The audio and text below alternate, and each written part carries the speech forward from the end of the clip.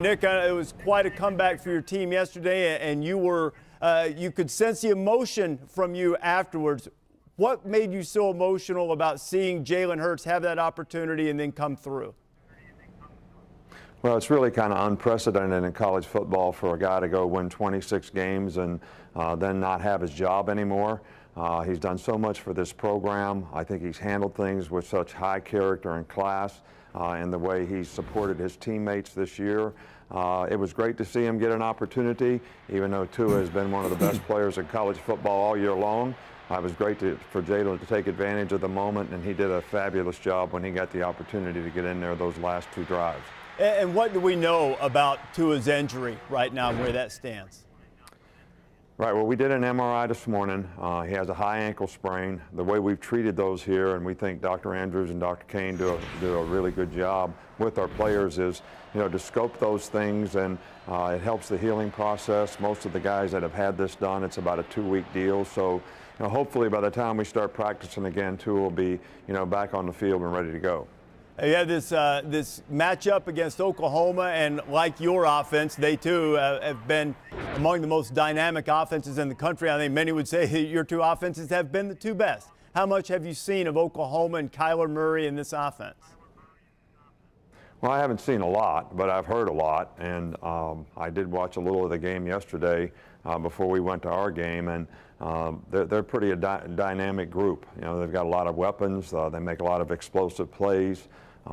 We played against him a little bit when he was at A&M, and he is a very dynamic guy in terms of his athletic ability, his quickness, his ability to make plays with his feet, and he's turned into a really, really efficient passer who has good skill guys to make good plays to go along with the rest of their weapons.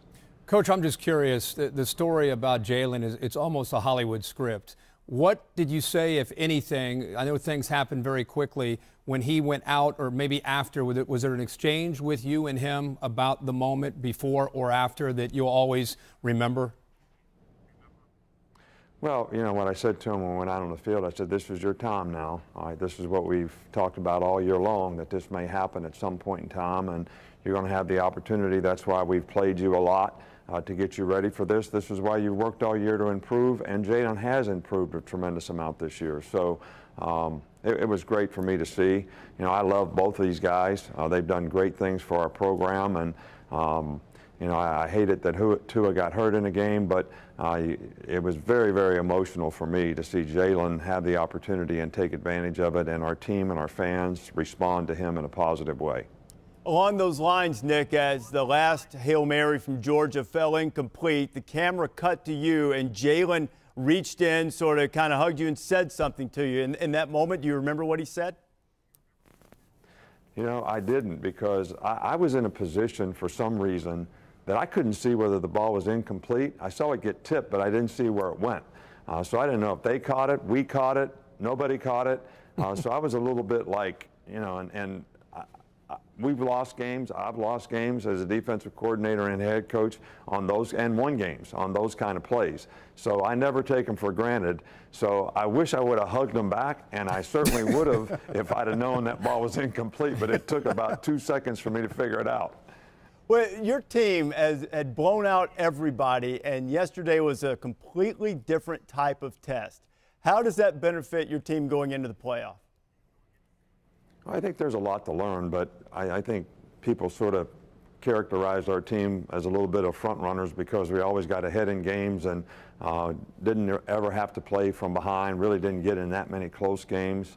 But I think this, says something about the competitive character of the team, because we didn't execute extremely well in the game on either side of the ball, but played hard, kept fighting, and got the momentum of the game in the end and made a great comeback. So I think this speaks something about what this team is capable of when they get in a tight game or they get behind in a game. They can show the resiliency to come from behind.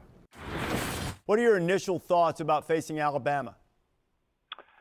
Well, they're a great team. I mean, that's pretty obvious. They've been, they've had a great run and a historic run in college football over the last several years with with Coach Saban, and I know this team is fantastic. We'll be looking forward to the challenge, though. I mean, that's what these games should be like. You know, different champions from all over across the country. You know, great programs that have such strong histories going against each other. Great individual matchups all across the field. I mean, that's what the whole college football playoff is all about. That's why our sport is the best sport on earth.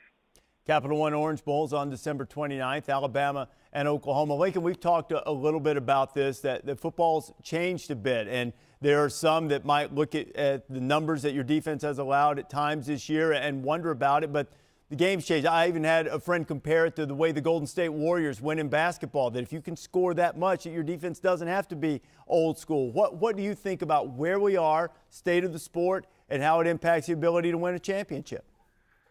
Yeah, no, it's definitely changed some. I think in that there's the offensive numbers are so historic right now. You know, not just from some of the top offenses, but I mean everybody's better than they were 15 or 20 years ago. The numbers are better. The game has changed, and so the way you define it maybe is a little bit different. But at the end of the day, it's still a combination of your team offensively, defensively, and special teams. You know, how do you win games? How do you score more points than the other team? And so that formula hasn't changed, but the numbers are a little bit different. And so, you know, we found a way to do it here. We feel like we're still getting better. I thought we had one of our best defensive performances of the year yesterday. We needed it at the most critical time, and they made those plays. So we got to continue to find ways to win, and our guys have done that, and proud of what we've accomplished so far.